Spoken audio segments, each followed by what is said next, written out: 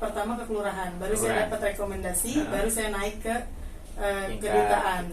Iya. Oh gitu. Kedutaan besar Indonesia di Austria. Ya, baru setelah itu baru selesai prosesnya, guys. Masya Allah, bener-bener nih. Kalau kamu nikah di Indonesia itu simple, hanya berapa tahapan saja. Kalau ini harus benar-benar telaten nih, antar negara. Bayangkan, departemen semua harus dilewati, legalisasi.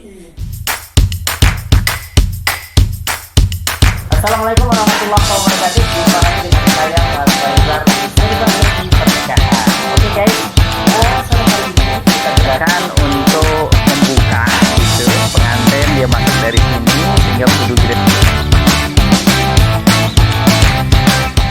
Assalamualaikum warahmatullahi wabarakatuh. Jumpa lagi dengan saya, Mas Faizar, di Serba-serbi Pernikahan. Nah, kawan-kawan, pada siang hari ini kita akan bahas bagaimana cara mudah ketika ada salah satu orang warga negara Indonesia atau wanita Indonesia mau nikah dengan orang luar negeri ataupun WNA. Nah, kebetulan sekali siang hari ini kita kedatangan Mbak Fitriani. Apa kabar Mbak Fitriani? Sehat ya? Alhamdulillah. Nah, beritanya beliau mau nikah dengan warga negara asing. Warga negara mana, Mbak? Austria. Masya Allah, Austria. Kenal di mana nih cerita? Sosmed ya? Iya, lagi kerja. Ya, gitu. Nah, tentu ketika mau nikah dengan orang sana, pernah datang ke Indonesia? Iya. Pernah datang ya, gitu. Nah, bayangannya kan, ribet, rumit urusannya ya, gitu. Tapi kalau tahu caranya, insya Allah enggak ya, Mbak, ya, enggak rumit ya, Triani. Nah, langkah-langkah yang sudah didapatkan, beliau sudah mendapatkan surat keterangan untuk nikah. M1 namanya. Ini didapatkan setelah datang ke RT, ke RW, kemudian ke puskesmas, datang ke kelurahan ya, dapat namanya N1. Nah, setelah dapat dokumen-dokumen dari kelurahan pengantar nikah ini, beliau datang ke sini nih untuk meminta rekomendasi luar negeri, untuk nikah di luar negeri. Nikahnya di luar negeri gitu loh. Ya, setelah itu ya, rekomendasi luar negeri ini nggak bisa langsung dibawa ke Kemenkumham, Mbak, tapi harus Mbaknya datang dulu ke Kementerian Agama Pusat di Direktorat KUA. Di sana di lantai 5 harus kemudian dilegalisir dulu ini, harus disahkan dulu karena sama-sama kementerian. Karena KUA levelnya itu tidak setara dengan Kemenkumham. Nah, kemudian setelah dari Kementerian Agama Republik Indonesia di Direktorat KUA nanti minta surat pengantar ataupun legalisasi rekomendasi luar negeri ini, maka Mbaknya datang kemana? Kemenkumham. Untuk dapat apa di situ? Legalisasi dokumen. Jadi itu dilegalisasi dulu. Setelah dari Kemenkumham ke Kemenlu. Kemenlu. Waduh, antar kementerian, Masya Allah. Berapa departemen coba nih? Terus dari Kemenlu baru ke kedutaan besar Austria yang ada di Jakarta. Jadi kedutaan besar Austria yang ada di Jakarta, Mbak ngapain tuh di situ? Sama legalisasi. Caranya gimana cara legalisasi itu? Caranya kita datang setelah kita dapat syarat-syarat dari Kemenkumham dan Kemenlu. Setelah kita dapat 2 syarat itu, stempel, kita akan datang ke embassy untuk meminta stempel kembali pada embassy.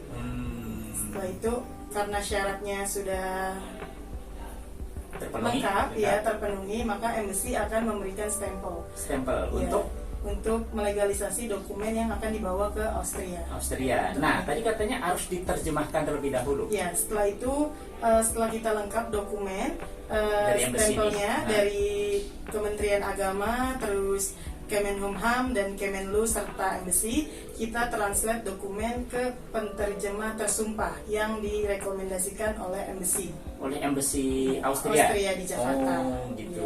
Berarti kemudian baru diterjemahkan dalam bahasa Jerman. Austria menggunakan bahasa resmi Jerman. Setelah diterjemahkan dalam terjemah tersumpah. Setelah diterjemahkan, kita kembali melegalisasikan dokumen yang sudah terjemah bahwa itu asli, diterbitkan oleh penterjemah tersumpah, dan kita langsung ke Kemenkumham untuk lagi. Jadi terjemahan dokumen itu dilegalisasi lagi ke Kemenkumham yang berbahasa Jerman itu.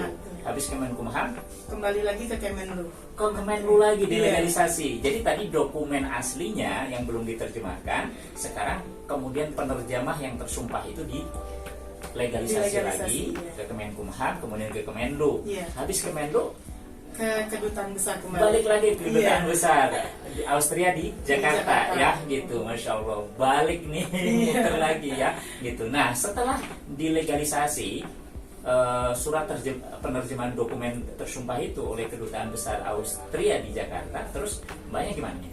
Dokumen kita scan untuk kirim ke calon pria kita di sana untuk mendaftarkan ke tempat KUA yang ada di negara tersebut. Oh, maksudnya adalah di embassy sana ya, di embassy. Di ini bukan di sebuah lembaga ya, semacam Islamic Center gitu kan, kelembagaan. Kalau di Indonesia tuh kayak mungkin lembaga Nahdlatul Ulama, lembaga Muhammadiyah gitu, yang memang khusus lembaga itu adalah dia memimpin prosesi akad nikah. Nah, di Islamic Center itu didaftarkan di situ ya. Didaftarkan dulu ke situ, kemudian saya melaporkan diri ke kedutaan besar Indonesia yang ada di Austria. Caranya lapor gimana tuh? Caranya lapor membawa semua berkas yang ada. Nanti dia yang mencatat bahwa ada orang Indonesia yang ingin menikah di Austria. Nah, terus habis itu? Jadi surat yang dari Austria dimasukkan ke lembaga yang ada di Austria untuk menikahkan saya. Nah, tadi sebelumnya kan harus ada izin untuk mendapatkan visa tuh. Iya. Nah, untuk izin mendapatkan visa saya harus melengkapi semua data-data seperti stiker dan stempel yang dari Kemenlu Kemenkumham. Setelah itu kedutaan akan kedutaan mana nih? Kedutaan besar Indonesia di Jakarta akan mengirim dokumen saya ke kedutaan besar yang ada di Austria untuk Indonesia untuk berkoordinasi apakah benar saya akan menikah di Austria. Seperti itu. Baru kemudian diizinkan untuk memperoleh visa. Visa itu diambil di mana? Di kedutaan besar Indonesia di Jakarta. Kedutaan besar Austria di Jakarta. Jadi balik lagi, 3 kali balik ya. Masya Allah gitu. Jadi itu tadi kawan-kawan ya, setelah surat dokumen lengkap yang diterima sudah lengkap semuanya, kemudian dikirim ya dokumennya ke sana, didaftarkan. Kalau di sini kan KUA, kalau di sana lembaga semacam Islamic Center, kemudian dia berkoordinasi ya dengan kedutaan itu untuk kemudian mengeluarkan notis ya gitu, kemudian dikirim lagi ke kedutaan sini untuk kemudian dia memperoleh visa ya. Nah, setelah visa kemudian kamu berangkat nih ke Austria. Kemana dulu? Saya melaporkan diri ke kelurahan setempat, tempat saya tinggal sementara sebelum menikah. Baru setelah bukan itu, ke kedutaan besar Indonesia dulu di Austria. Pertama ke kelurahan, baru saya dapat rekomendasi, baru saya naik ke kedutaan. Oh gitu. Kedutaan besar Indonesia di Austria. Ya, baru setelah itu baru selesai prosesnya guys. Masya Allah, bener-bener nih. Kalau kamu nikah di Indonesia itu simple, hanya berapa tahapan saja. Kalau ini harus benar-benar telaten nih, antar negara. Bayangkan, departemen semua harus dilewati legalisasi.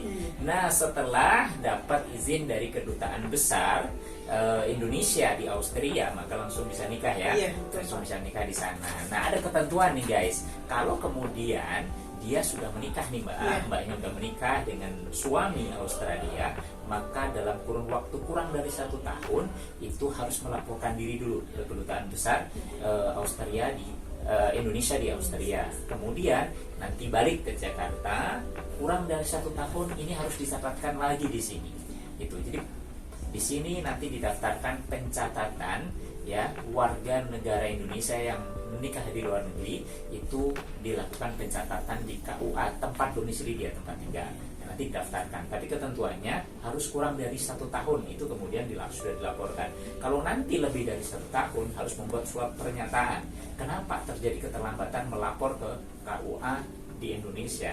Karena mbaknya benar tidak melakukan satu proses pernikahan di Austria, harus lapor dulu ke kedutaannya ya Indonesia di Austria, kemudian baru datang ke Jakarta, ke Indonesia, lapor ke KUA Kecamatan Tanjung Priok untuk dicatatkan dalam register khusus pernikahan orang-orang Indonesia yang nikah di luar negeri. Nah, setelah itu nanti dicatatkan, dilegalisasi, maka sudah sahlah menurut pernikahan standar negara Austria dan tercatat juga di Indonesia. Begitu guys ya, mudah-mudahan informasi ini bermanfaat. Jangan lupa like, subscribe, and share. Barangkali informasi ini dibutuhkan oleh kawan-kawan semua yang akan menikah di luar negeri. Dan mudah-mudahan informasi ini menjadikan mudah kalian semua untuk menguras dokumentasi yang ada. Salam, kita jumpa lagi di lain pembahasan dan di lain kesempatan. Assalamualaikum warahmatullahi wabarakatuh. Terima kasih Mbak Fitrian ya. Terima kasih, Saya doa mudah-mudahan lancar semuanya.